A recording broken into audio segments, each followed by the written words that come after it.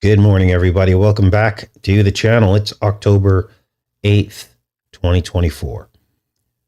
And as silly as this all sounds, the still small voice told me to look at Formula 409. You know, the disinfectant cleaner. It's been around forever. Now, some of you that do not live in the United States probably have never heard of Formula 409. For those of us that live here, we grew up on this. It's basically was the disinfectant cleaner that seemed to be the most effective at cutting through grease and stains. We all grew up on the commercials while this was going down. Now, I found a few things, and I was going to combine this presentation with another show. But then that was until one of you heard that we were going to talk about Formula 409, and you said you have to take a look at the giants. And I was like, what giants? And sure enough, there was a cleansing during the flood. 409,000 giants. The dirt wiped away from the earth. Disinfected. Now, when the puzzle pieces all came together on what I'm about to present to you today, I couldn't believe it. I was like, wow, this matrix goes deep. Yes, God wiped away most of the giants. The book of Genesis says there were giants in the earth in those days and after. And of course, we've done videos documenting the giants that somehow either survived the flood or were respawned into a separate giant race. We don't know, or I don't know. Someone might have the answers to that. But we're going to get into that at the end of the show today. The 409,000 giants. We're going to read out of the book of Baruch. But let's go ahead and dive into some of these other synchronicities first. Now, for those of you that did not know this, Formula 409 actually disappeared from the store shelves during the pandemic. And in fact, Clorox, which purchased the brand 409 decades ago, they actually removed 409 from their product lineup temporarily during the pandemic. It was as if it disappeared. There was no announcement or anything. It just disappeared. Now, it has since been reinstated, but why is the question? Now, we know that 7 times 7 is 49. Now, how did we even get on this 409 thing? Well, the number 409 was on the door. It was the apartment door number in some movie that we decoded. That's what triggered all this. We know that 7 times 7 is 49. And 77 is a Trump number. And we're going to look at some coincidences that seem to kind of connect Trump to this. They're not very strong, but they're worth a mention. Now, how did they come up with this number, 409? Because it seems random, doesn't it? Well, according to Wikipedia, they say that the number 409, there were a couple of different theories as to how it originated. One of those theories is the birthday of the wife of the founder, April 9th, which is 409, of course. So I looked up April 9th using the primer that we use on this channel, which is birthdays, dates of the year. And look at this. There it is, the 99th day of the year. 99 red balloons. Disease, pestilence, death is the number 99. And so her birthday and the name of 409 falls on the 99th day of the year. Now, to confirm this, look at how many days are left in the year. 266. 99.66. What else confirms this? Well, right on the bottle, they say the formula 409 cures 99.99% of all germs. Whoa. Now, why did the product disappear off the store shelves during the pandemic? And I don't know the answer to that, but this is really weird, isn't it? Pulled from the Clorox product listing, temporarily discontinued. Now, here's a clue. When was this reinstated after they discontinued it? Well, according to Wikipedia, January 16th, 2022. That's 9/11 inverted. In other words, if you take 116 and flip it upside down, it's 9/11. Now, this was close to the end of the pandemic, but not quite. But here's the bombshell. And if you think Trump has no connection or foreknowledge of the pandemic or had nothing to do with its origins, take a look at what he tweeted on January 6th, 2020. Now remember, nobody was worried about COVID on January 6th, 2020. We heard grumblings of something that may have been going down in China, but nobody knew anything about what was going to happen. Yet, on January 6th, 2020, guess what Trump tweeted? He tweeted, "How are your 409Ks doing?" How are your 409Ks doing? January 9th, 19 is 19. COVID-19? I don't know. But the 409K is definitely a reference to cleaning products. Now, of course, he was talking about 401Ks, but he put 409Ks. Now, he since removed this tweet, but to me, this seems like a clue about the shape of things to come, what the next 4 years were going to look like after January 2020. Now, I was digging into this and looking at the timeline of COVID because, retrospective, you're going to find these people and catch these people in lies, aren't you? I was researching the pandemic timeline and I couldn't believe this. Remember, for so many months, they were telling us over and over again that COVID did not reach America until, what were they saying? December, January? Look at this. They have since changed the story. They're admitting here that people got sick as early December 2019. Early December 2019.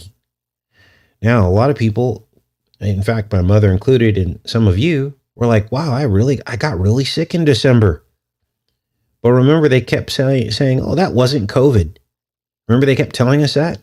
Like, that wasn't COVID. COVID didn't reach America till February or January. And so they dismissed your reports. Well, in this timeline here, they're now saying that it did happen in December. Unbelievable. By late November 2019, coronavirus had broken out in Wuhan, China. Let's keep reading here. As reported in Clinical Infectious Diseases, blood samples collected between December 13th, 2019 and January 17th by the American Red Cross included 84 that were positive for COVID. These findings suggest that SARS-CoV may have been introduced in the U.S. prior to January 19th. So, what does all this mean?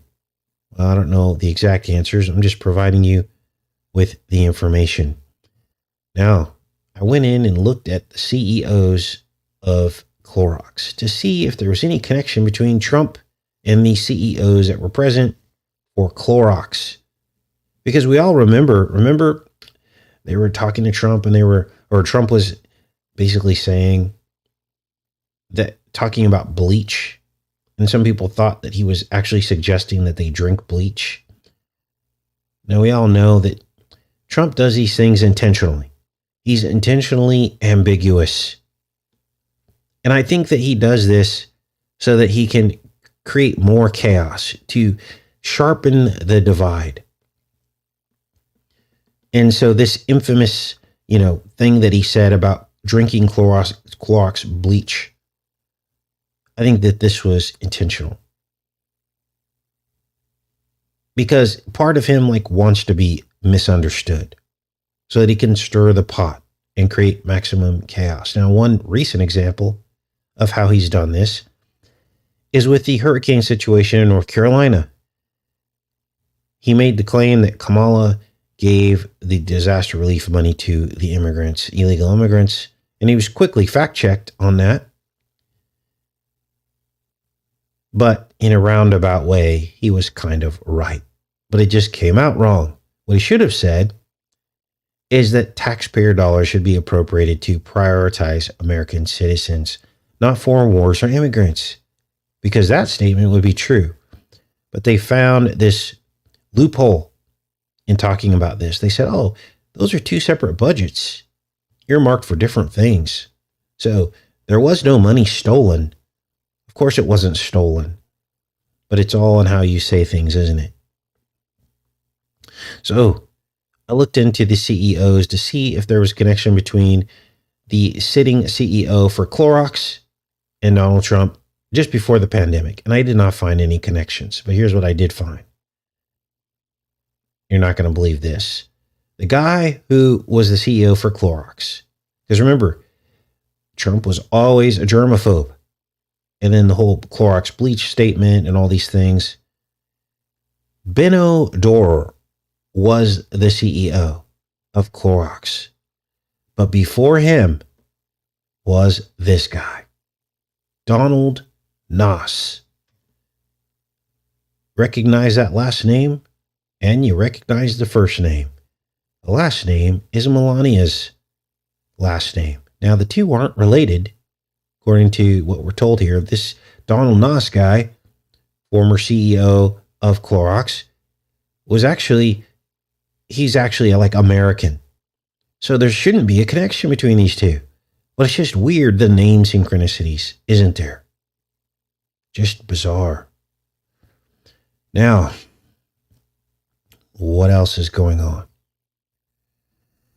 Well, let's finish up this bizarre Formula 409 matrix, because one of you asked me to cover this. The Greek apocalypse of Baruch. Now, according to the book of Baruch, and we're going to read some of this today as we finish up the show, there were 409,000 giants killed during the flood. And I can't help but think of how the metaphor works here. God cleaning the earth, disinfecting the earth, and there happened to be 409,000 giants. Now we're going to read a bunch of this. They actually describe the tree of life and the tree of the knowledge of good and evil. And it says that the tree of the knowledge of good and evil was actually planted by Satan to trick Adam and Eve. Now, I don't know that to be fact, but it makes sense, doesn't it? It makes sense that that was the tree of the garden that God told Adam and Eve not to eat of. Maybe he saw there was a problem with the angels that he had tasked to help build the garden. And yet they partook of the tree. Now they describe it in here as a vine, which is interesting. We're going to read all this. But before we do, it opens with a description of the heavens. Now, heaven's divided up into 5 levels. And it describes Eden as being above us in one of the heavenly layers. Now, this makes sense. And this is actually a theory that we had based on our research, that the Garden of Eden is actually above us. And when we were cut off, we were cast down,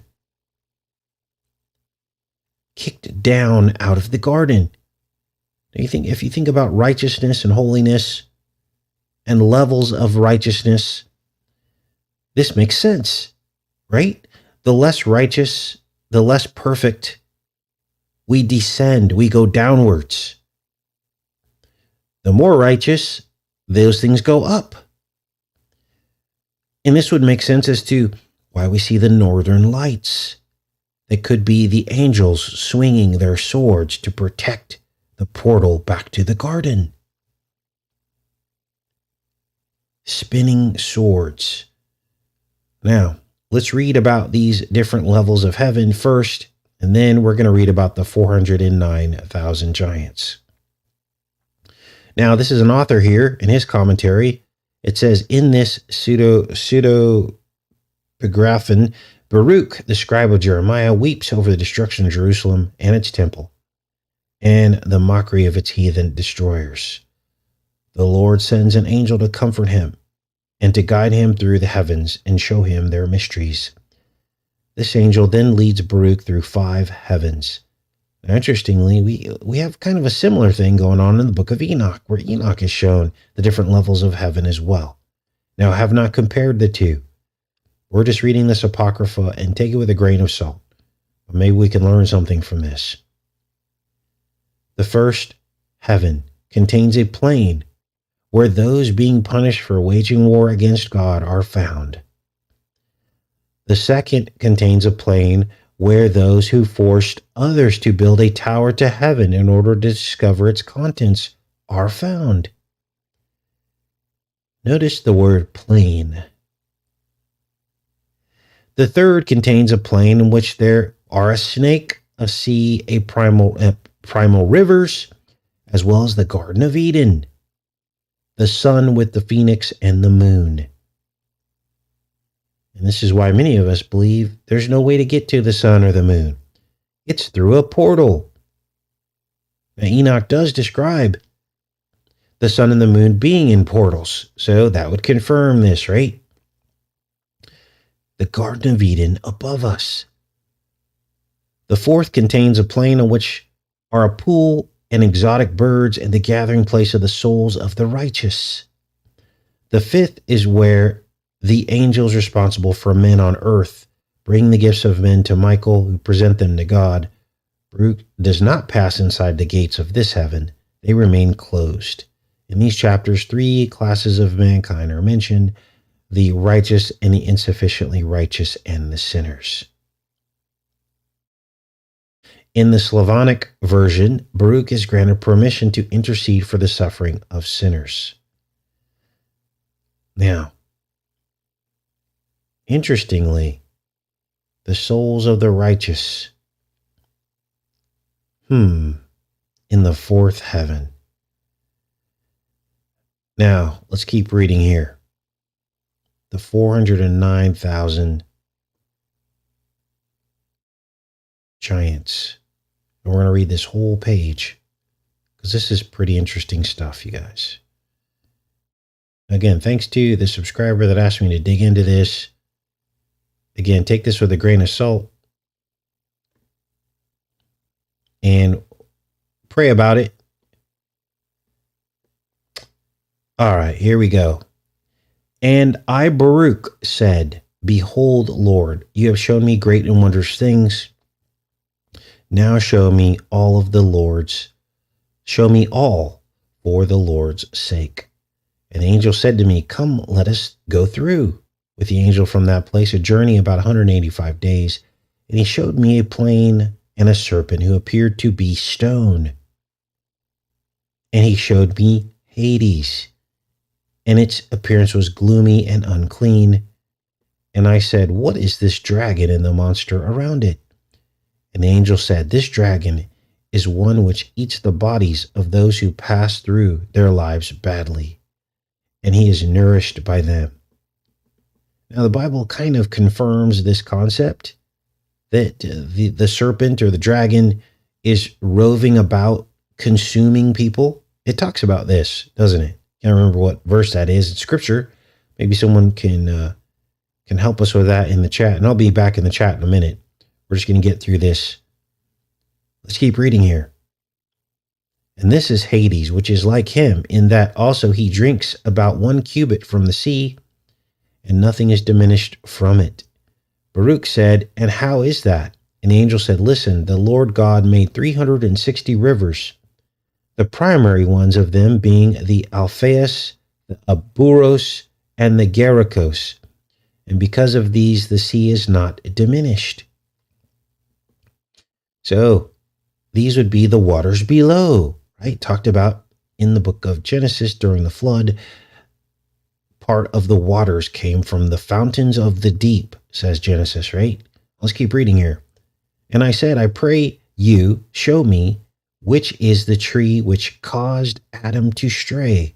And the angel said, it is the vine, which the angel Samael planted, by which the Lord God became angered. And he cursed him and his planting. For this reason, he did not permit Adam to touch it. And because of this, the devil became envious and tricked him by means of his vine. And I, Baruch, said, and since the vine became the cause of such evil, and was cursed by God, and was the destruction of the first formed, how is it now of such great use? And the angel said, rightly you ask, when God caused the flood over the earth and destroyed all flesh, and 409,000 giants. And the water rose over the heights of 15 cubits. The water entered paradise and killed every flower, but it removed the sprig of the vine completely and brought it outside. And when the earth appeared from the water, and Noah left the ark, he started to plant some of the discovered plants. He also found the sprig, and taking it, he considered in his mind what it was, and I came and I told him about it. And he said, should I plant it, or what should I do with it? Since Adam was destroyed by means of it, will I also encounter the anger of God through this? And while saying these things, he prayed for God to reveal to him what he should do with this. Now, that would be probably a questionable passage there. Why would Noah consider replanting the tree of the knowledge of good and evil? I'll let you guys decide what all that means. But what a trip, right? 409,000 giants cleansed from the earth. Now, I dug a little bit deeper into this, and Formula 409 has a product called stone and steel. This is it right here. And now it makes all the sense in the world. The last earth age, the age of steel and watery clay, according to the book of Daniel.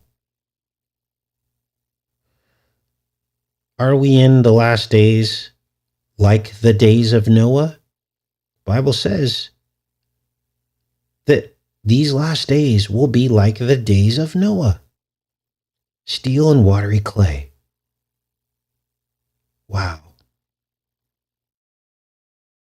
I wonder if there was a steel and watery clay component during the flood somehow. Now, nowhere does it mention that, but you just never know. Unbelievable. Now, let's go back into the chat. Now, for those of you that tune into the backup channel, Enter the Stars Reloaded, we've got the Honey Milk Ranch over there, just to keep us focused over here on the decodes and things. And so if you've been tuning in over there on Enter the Stars Reloaded, we've been doing all kinds of house projects and stuff. We got the Nissan Xterra running great. I just set the timing yesterday. I got a timing gun, and set the timing on it, and it's running perfect. I'm going to go put some gas in it today and keep it running. So thanks to all of you and your suggestions. Also, I'm going to be working on a new treehouse project that I'm either going to tackle late fall or spring. And I've already got the plans drawn up, so I'll show you guys that on the backup channel.